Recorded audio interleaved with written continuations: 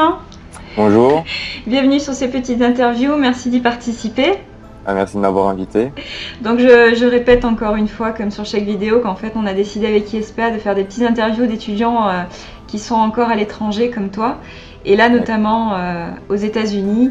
Et le but c'est de partager un peu ton expérience pour pouvoir peut-être donner des réponses à des jeunes qui veulent partir et qui n'osent pas, ou qui ne trouvent pas toutes les réponses actuellement peut-être sur internet. D'accord. Alors toi tu es à Santa Monica. Oui. Tu peux expliquer un peu où c'est? Alors Santa Monica, c'est à Los Angeles aux États-Unis. C'est très proche de Los Angeles et voilà.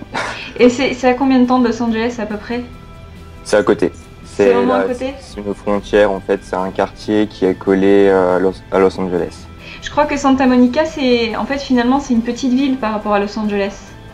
Oui, voilà, c'est une petite ville à peu près indépendante de Los Angeles, mais on assimile souvent les deux ensemble.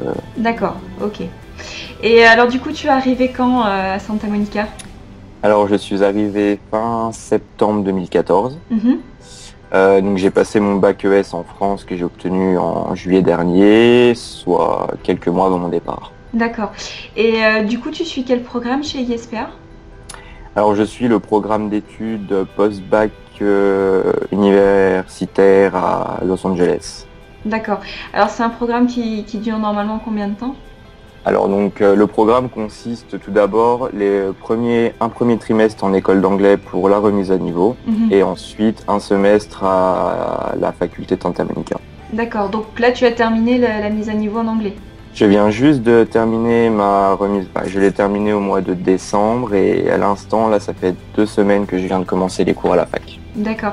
Ça se passe comment la remise à niveau? Tu avais un bon niveau déjà d'anglais ou? Non, un niveau assez scolaire, parce que bon, il faut savoir qu'en France on apprend de l'anglais, mais c'est pas de l'anglais, c'est pas le même anglais qu'on parle, c'est plutôt de l'anglais académique.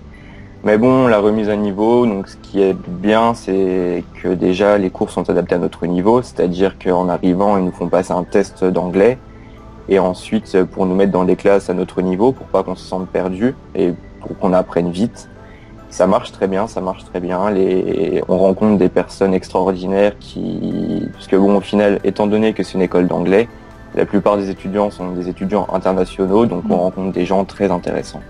D'accord. Oui, du coup, ce qui est bien aussi avec le système américain, c'est que ça donne vraiment l'impression que ça s'adapte aux étudiants, ça s'adapte au niveau. Oui. C'est une des grosses différences que j'ai remarqué entre la France et les États-Unis. Les cours sont adaptés à notre niveau, donc c'est beaucoup plus encourageant. Les profs aussi sont géniaux, ça nous motive vraiment à travailler. Oui, c'est totalement différent. On me l'a déjà dit effectivement dans d'autres interviews que les professeurs étaient très investis dans l'évolution et dans la progression des étudiants. Ouais. C'est pas rare ici d'avoir le numéro de téléphone d'un professeur ou même une adresse email pour envoyer des devoirs, si ça va pas, demander des informations, des conseils. C'est pas rare. D'accord. Alors pourquoi tu as voulu partir aux USA finalement après ton bac? Alors tout d'abord pour devenir bilingue, aussi pour le goût de l'aventure, découvrir de nouvelles choses, on ne sait pas trop où on va, l'excitation. Et j'ai choisi les États-Unis car j'avais déjà eu la chance de venir à LA il y a 4 ans et j'avais vraiment aimé cette ville, du coup la question où aller ne se posait même plus. Mais je crois que c'est un peu difficile de ne pas tomber amoureux de Los Angeles apparemment. Oui, il y a tout est parfait ici. Et du coup, donc tu as choisi les USA pour l'anglais et parce que tu connaissais Los Angeles, mais est-ce que tu avais un peu d'autres motivations, notamment par rapport au scolaire, aux études? Oui, parce que donc, étant donné qu'en fait, je vais rentrer en France au mois de juin et le diplôme que je vais commencer, et il faut avoir un assez bon niveau d'anglais, étant donné que je vais aller dans le commerce international. Donc venir aux États-Unis m'a aussi permis, donc déjà à la fac, de prendre des cours de commerce international en anglais, et pour vraiment me préparer à l'année prochaine pour bien réussir. Quel type d'école tu réintègres en France quand tu reviens? Je vais essayer d'intégrer soit une école de commerce ou alors un BTS commerce international. D'accord, oui, donc effectivement là tu as vraiment besoin de maîtriser l'anglais. Voilà. Ok. Alors du coup, tu es parti en septembre. Comment ça s'est passé le départ? Comment tu as rencontré ISPA déjà pour de l'organisation du programme? Alors, j'ai rencontré ISPA il y a 1 an et demi au salon d'étudiants à Lyon. Ok. Et depuis ce moment-là, donc, j'ai toujours resté en contact par email et ISPA s'est occupé de tout mon dossier jusqu'à mon départ. D'accord, ok. Donc c'était via un salon d'abord que tu avais compris. Via un salon. Ok. Voilà. Ok. Et par rapport au départ, comment ça s'est passé vis-à-vis de ton entourage? Souvent, je pose cette question quand tu as annoncé que tu partais. Bon, il y a la famille, il y a un peu les amis, etc. Qu'est-ce que ça a engendré comme réaction? Au départ, personne ne m'a pris au sérieux. Personne ne m'a pris au sérieux et en fait, ce n'est qu'avec le temps qu'ils m'ont vraiment cru. Au départ, ça paraît irréalisable, complètement fou. Et bah non. Mais les gens se mettent beaucoup de barrières finalement. Oui, ouais. Alors que bon. Ça fait très peur. Bon, en même temps, il y a aussi beaucoup de papiers à faire. C'est pour ça d'ailleurs que je suis passé par ISPA, puisque au final, tout est fait pour nous. Ils s'occupent vraiment de tout et voilà, quoi. Tout devient plus simple. Bah, oui, c'est surtout l'administratif en fait qui peut être un peu laborieux et compliqué et qui peut faire un petit peu peur. Et du coup, après, tu les as confrontés à la réalité en disant non, non, ça y est, j'ai mon dossier, je pars, c'est fait. Voilà. Je leur ai montré la fiche de préinscription que j'allais envoyer et voilà. Est-ce que tu peux un petit peu nous partager le rythme de tes journées là-bas? Alors, de tes journées quand tu fais tes études, donc en semaine, et puis peut-être tes week-ends, un petit peu tes activités, qu'est-ce que tu fais exactement? Alors, bon, vu que j'étais à l'école d'anglais de septembre jusqu'à décembre, j'avais cours que le matin. Donc ça, c'était très bien, puisque l'après-midi, je prenais le temps généralement de sortir avec mes nouveaux amis que je m'étais fait à l'école d'anglais. Je prenais le temps aussi de découvrir la ville, puisque bon, tout est bien plus grand qu'on ne le pense ici. Et les week-ends, je suis avec ma famille d'accueil, mes amis, ça dépend. D'accord. Et est-ce que tu peux aussi maintenant, bon là tu dis que ça fait 2 semaines que tu as attaqué le programme, est-ce que tu peux moduler toi aussi tes cours un peu comme tu veux, c'est-à-dire aller soit le matin ou l'après-midi aux horaires que tu souhaites? Totalement. En fait, ce qui est bien ici, c'est que on choisit nos cours sur Internet et les heures. Donc les cours sont proposés avec certaines heures, donc après c'est nous qui modulons, on choisit nos cours et ce n'est pas imposé, donc on peut prendre tout ce qu'on veut, donc ça c'est très bien aussi, et on choisit comment on fait notre emploi du temps comme on le souhaite. Et est-ce que dans ton université tu as beaucoup d'activités qui sont organisées par l'université? Oui. Alors je sais pas, je dis des activités, des sorties, des soirées, des événements? Alors on a il y a une association d'étudiants et qui s'occupe donc déjà de créer des clubs, que ce soit les clubs, et pardon. Il y a des clubs sportifs peut-être, je crois, non? Enfin, je sais que moi on m'avait dit qu'il y avait des clubs dans l'université qui organisaient. Alors c'est une jeune fille qui était partie au Canada, à la frontière canadienne pendant 2 semaines. Après il y avait aussi le Spring Break qui était organisé avec des petits déplacements. Je pense que c'est un petit peu ça qu'ils font aussi. Voilà, tout est organisé, des événements sportifs, le Spring Break. Tout. Il suffit juste de bien se renseigner et on peut s'investir aussi en tant qu'étudiants internationaux donc dans ces clubs. Ouais. Donc c'est bien parce que bon au final on crée des liens avec des Américains, on participe à la vie de l'université. Ouais. Et est-ce que tu as eu le temps un petit peu depuis le mois de septembre de bouger hors de Santa Monica, Los Angeles?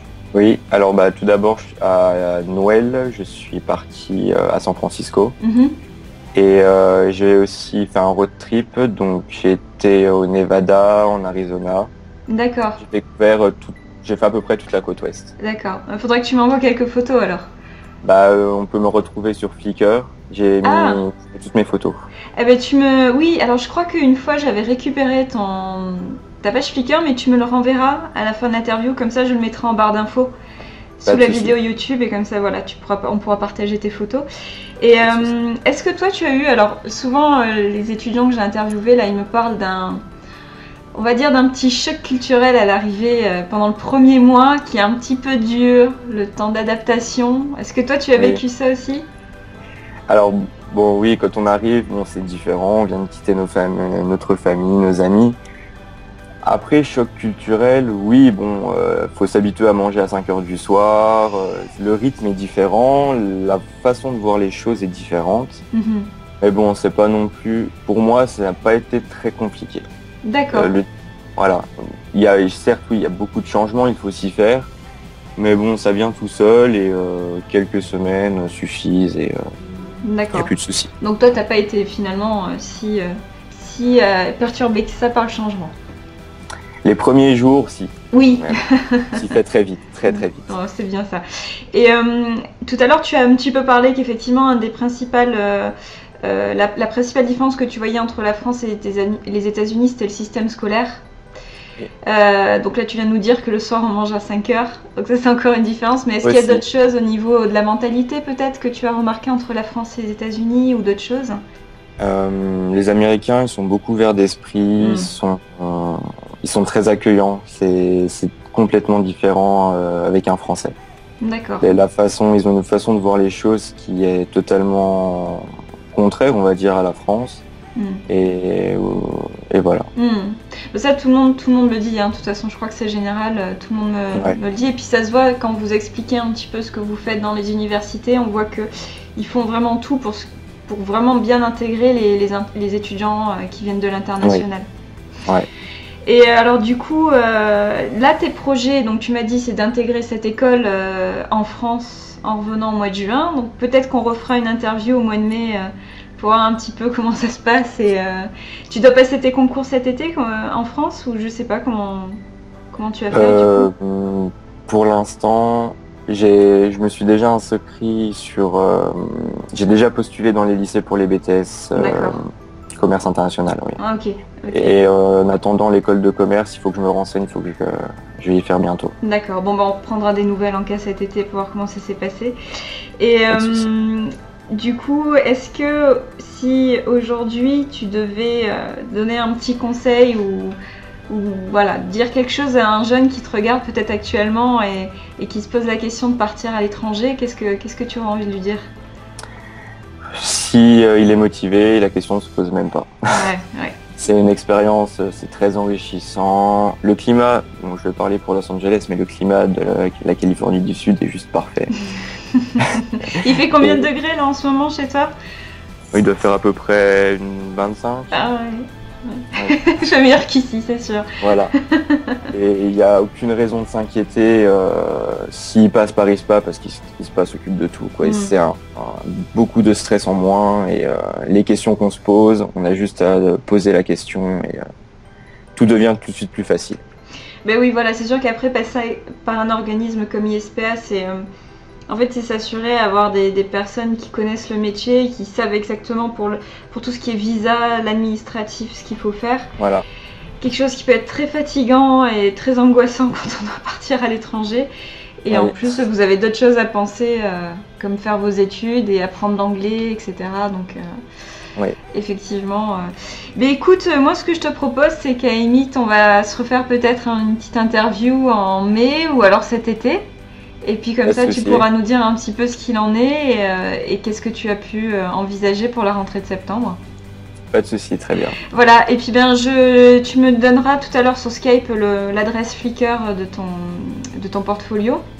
Oui. Et comme ça, je le mettrai en barre d'infos, et je mettrai aussi en barre d'infos pour tous les gens qui nous regardent le lien vers ton programme ISPA. Et je te remercie encore beaucoup d'avoir passé ces quelques minutes avec nous. Pas de souci, ça m'a fait plaisir.